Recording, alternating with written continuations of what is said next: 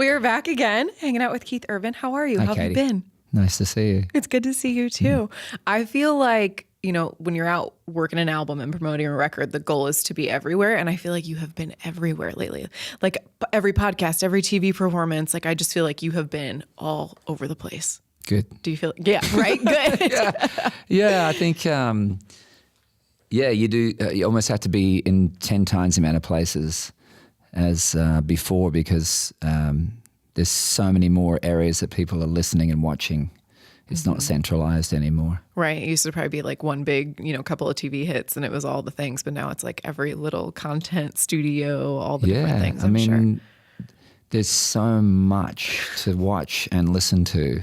There's no way we can get to it all. No. And it's not, and it's actually got nothing to do with the quality of it.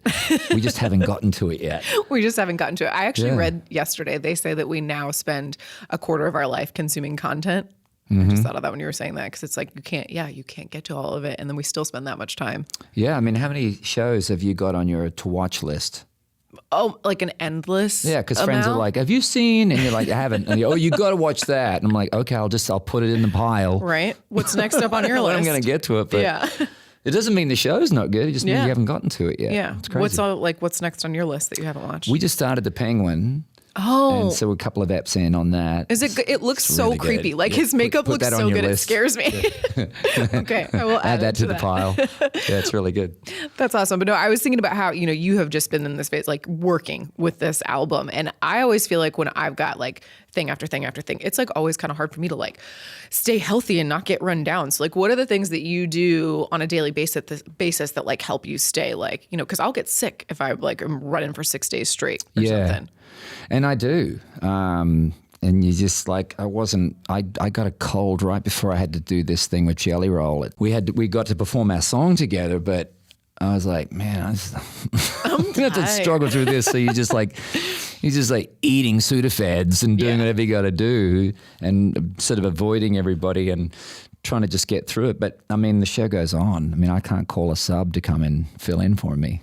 Yeah, I think that's one thing a lot of people don't realize is they're like, oh, what a glamorous life. And it's like, it's really amazing. But also like if there's no one else who can do what you do. No. So I do everything I can to try and stay healthy. But more than anything, I think you learn to work through being not well. Yeah, that's probably the biggest thing. Yeah. Well, album's been out a couple months now. What have been some of like the initial or surprising reactions that you feel like you've heard from people that maybe you weren't expecting or just fun things? A feeling that it's the whole record people like instead of just a handful of songs. That's a really good feeling. I haven't had that maybe since Ripcord to that degree. So that's an amazing feeling. Yeah, I think the songs are really connecting with everybody. And just the meet and greet feedback that I get from people seems to be a lot of different songs. It isn't like everyone's hitting one song. That's another good feeling too. That different songs speak to different people. I was listening to your interview with Rob Lowe last night, and I've heard some snippets from other stuff, and it's been like really interesting to see like who connects with the single the most. I feel like that is such a widely like relatable experience for people. So I'm sure that's been one that's been at the top of the list that people have brought up. It has, yeah. But again, it's some things you have to hear them a lot of times before you go, I really like that song. Like took the 20th listen. And I think we all have that with certain songs. We go, oh, for sure. I'm not sure about that song. I'm not sure about that song. And then at some point it just clicks and you go, I walk around singing that song. Well, I really like that song. You go, it's been out for 6 months. Right. It's just the headspace that you're in when you hear it. Like I had someone that I was like, you need to listen to Megan Roney. Listen to Megan Roney. And she was like, I just don't get it. She went through a breakup and she was like, I get it. There you go. Absolutely. There's just certain things like that. Or I say that with Taylor Swift. Like if someone's like, I don't get it. I'm like, you just haven't, the right album hasn't hit you at the right point in your life. Oh, totally. And it's so crazy the difference in what you'll hear. For me, her whole Reputation album was like years ahead of its time. Years. Literally years ahead of its time. I remember when it first came out and I was like, oh, I really wanted like a happy. And then now when I listen to it. You're like, what's this? Yeah, you hear it so differently. I know. It's an amazing album. So go figure. It really is. So by the time this airs, you have already played your last show of 2024. What are you looking forward to and having a little bit of time off for the holidays? I love touring, like love it. I should have been touring in 24 because I did an album in 23 that was called 615. It's a lot of numbers here. And I ditched that record and ended up doing this album called High. But it meant I had to push off touring into 24. So I feel like for 2 years I've been waiting for 2025 to happen. Yeah. So I can get touring. So everything is focused on next year for me as far as like the tour. Yeah. Was there anything that you'll do though? Like when I think about like, I'm trying to get through like CMA week, chart freeze. And then I'm like, I'm going to do all the stuff around the house. I'm going to read a book. Do you have stuff like that you're looking forward to? Like once you have a minute? I'm not refurbishing. I'm sort of bringing back to life a really great studio here in town. Really? Yeah. Which has been a project since the summer. And now that I'm pretty much off the road, I'm down there every day. And that's a really extraordinarily exciting project for me. That makes me really excited to hear that because I can't remember who I was just talking to recently about how there's so many great studios that are closing or people aren't willing to make the investment in them. And that's so cool that you are doing that because there are the stories, if the walls could talk, yes, are just unimaginable. Well, and this is a studio where I've made a lot of records, a lot of records over the years. So finally became for sale and I jumped on it. That's amazing. Yeah. What have you learned in the process of like refurbishing a studio that maybe you weren't expecting or didn't know? I know more about mold remediation than I ever want to know ever again. It's always one of those things, right? You're like, I can't wait to like get the equipment and the cool stuff and all that. And then it's like, well, we've got mold. Yeah. And then I've learned about industrial air conditioning units and power and plumbing. And I've just learned way too much about all these things. But we're ready for your Reno show. Yeah, yes. But it's been riveting because at least it's a studio. It's an amazing studio. And I'll just probably live in there once it's up and running. I love that. I love creative spaces that are built for that because I feel like the energy, like you live and breathe differently in there. Yeah, and it's my passion. Being in the studio is my passion. I know a lot of artists that don't really care. They like to get in and get out, get the record done, move on. But that's my hobby as well. Like literally being in studios is where I'm very, very happy. I'm equally happy there as I am on stage. Oh, yeah, that's amazing. We're going to switch gears just a little bit because I've got you on around Christmas time. So having grown up in Australia, obviously, like we both know that it's summertime in Australia. I think some people are always like shocked to think of that. So your Christmases looked a lot different. Like I'm sure you were spending time at the beach or outside. Yeah. What was your first Christmas stateside like where you got to experience like a snowy white Christmas? Oh, that was in the 90s. My first white Christmas was in Wisconsin. Oh. Yeah. I was dating a girl who lived in LA, but she was from Madison. And so she invited me back to her parents' house in Madison to spend Christmas and New Year. And that's a bit nippy up there. Yeah. So you're guaranteed a white Christmas in Madison, Wisconsin. Oh my God. It was so fun though. That's a fun town. Madison is a fun town. It is. It's a great place. And I always feel lucky when we do like, what was it? 3 or 4 years ago now that we had snow in Nashville on Christmas Eve. Yeah, that like, big snow. Will we ever get that again? Yeah. And then I always feel like every kid's got that one present they can remember from being a kid that like Santa brought that just sticks out over everything else. What was that gift for you? Oh gosh. And if you don't have one, it's fine. Nothing comes to mind really fast. That's fine. It's more memories, I think. It's more like places we're at and who's there and family and things like that. Those things stick in my memory far more. Yeah, I think as like the older I get, the more I'm like, obviously they like you hear that growing up. It's less about the gifts and more about just being together and being at that point in life. I always look forward to just like doing stuff with the family and the family traditions. Do you guys have anything that you did growing up or that you do now that's always like fun that you look forward to? It depends where we are because we live here in Nashville and we have for a long time. So it's home, but every now and then we get back to Australia for Christmas as well. And like you said, they're just night and day. I mean, it's the middle of summer down there and it's the middle of winter here. So, and I'm happy both places, either one. I mean, I've got such a good rhythm with whatever season we're in for Christmas. That'll be so fun. Yeah. And then what about like holiday foods? Like what do you look forward to eating? Like I know when I'm going to Christmas dinner, I'm like, I want like for eating? Yeah. Like, everything. Everything? I eat everything. Yeah. Yeah, there's nothing I won't try. Yeah. Thanksgiving, do you have a favorite dish? Yeah, I like the marshmallow casserole thingy, whatever the sweet. You know what I mean? That had to have been a culture shock the first time you saw one of those. It was a good culture shock.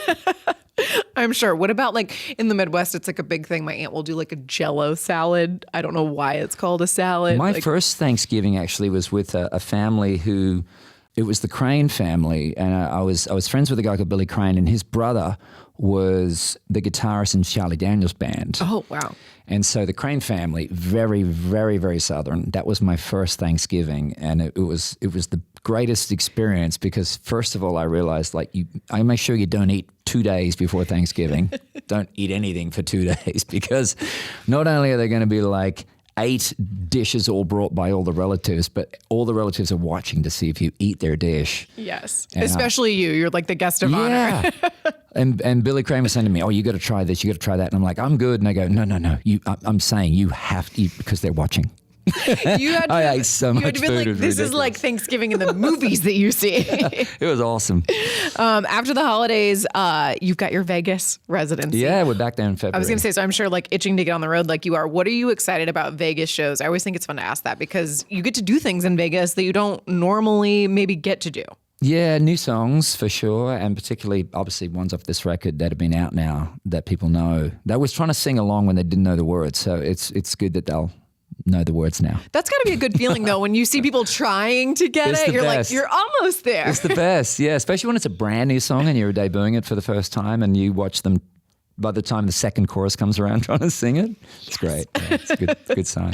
And then you're going to be hosting Nashville's New Year's Eve bash and performing. Yeah. Are you a New Year's resolutions person? Not a resolution guy, but I love New Year's Eve. I love the countdown. I've always loved the countdown. It's a big deal to me. Yeah. I think it's because I quit school when I was 15 and I was playing in bands right away. So from the age of sort of 15, I've always played in bands and we've always played on New Year's Eve because back in the day, you would earn like triple your fee if you played New Year's Eve. So every band wanted to play New Year's Eve. So I'm used to playing New Year's Eve. I'm not used to celebrating New Year's Eve anywhere but on a stage. So it feels really good to be back on a stage. I was going to say, I'm probably like, if you're at home on New Year's Eve, you're like, this is pretty boring. Yeah, it's nice for a long period of time, and then I'm like, okay, let's play. So we'll be in Nashville. I think it's going to be a bit nippy this year. I think it's probably going to be cold. I have a few rapid fire questions for you before we wrap up. What was your first tattoo, and when did you get it? Oh, the first tattoo was on my right shoulder, and it's an eagle. And I got it for my 23rd birthday. Oh, really? When you said you dropped out of school at 15 and you were in a band, I was like, he probably got tatted. Like, no, right. I didn't. I wasn't interested in any of that until later. What's your most recent one? Most recent one, I think, was this guy here, which I got when I was in Vegas last year. But yeah, do you have any? I have two. You can't see them. They're hidden. I'll tell you after this. Oh, yeah. Okay. It'll be funny. Are they spring break tattoos? They're not spring break tattoos, but one's the day I turned 18 tattoo. And then I've got one on my wrist, but it's in white. So like only I can see it. No. Yeah. Really? I'll show it to you after this. Like That's it really wild. is. Do you need a black light script. to see it? Or? No, I just wanted it to be really, really light. Like I get sick. Like I feel like if I had dark ones, I would get sick of seeing them. But this one, I like forget about it, and in the moment that I need to remember it, it's there. Yeah. But otherwise, yeah. Oh, that's good. And it's like faded over time, and they told me that it would, but I didn't care. Nice. What about go-to fast food meal? Oh, burgers, cheeseburger. Yeah, every Burger time. Guy. Yeah. If you could only drive one car for the rest of your life. Oh no! Please don't say that. It's like playing one guitar. The guitar I won't know. I might not even know the car if you say it. I don't know. No, there's no such thing. No? Not as one. Not for me. What's your favorite car to drive every day? It changes, I just like driving different things. I don't like tiny, huge, electric, ICE, like all the combination, like pathetically no horsepower, ridiculous, crazy amounts of it. All the above. I love that you enjoy that so much. Yeah, I just like drive. I always loved driving. My dad loved cars, so I definitely inherited that from him. So is it more of a driving thing, or do you do you do work on cars? I don't work on cars. It's the experience of being. I think it's one of the first places where you have real isolation and privacy in your life. You get your first car at whatever age you get it at, and a lot of the times you're still living at home, and you realize I can do and say anything in this little space. I can bring a friend with me and we can talk, and no one can interrupt us. No one's going to come barging in. Mm-hmm. We can go anywhere we want. It's amazing. It's an amazing little pod of privacy. It always drives me crazy now because I have friends who have kids who are driving and they could drive and they're like, they don't want to drive anywhere. Yeah. I'm like, how could you not want to? Yeah. I mean, I guess you can get Uber and all these different things That's the now. thing. Just get people to drive you around or whatever. But I like the space. I like the private space, the independence of it. I love listening to music in cars, having conversations in cars. Yeah. Crying in cars, whatever. I mean, all the emotions in a tighter space, right? Yes, like I'm more likely to cry on a plane or in the car than anywhere. Yeah, it's perfect. Get it out, move on. It's great. Keith, thank you so much. It's great to see you, Katie. as always. Good luck on New Year's Eve. Cool red boots, by the way. Thank you very much. They go with the leopard skin. Thank you. Good to see you. You too.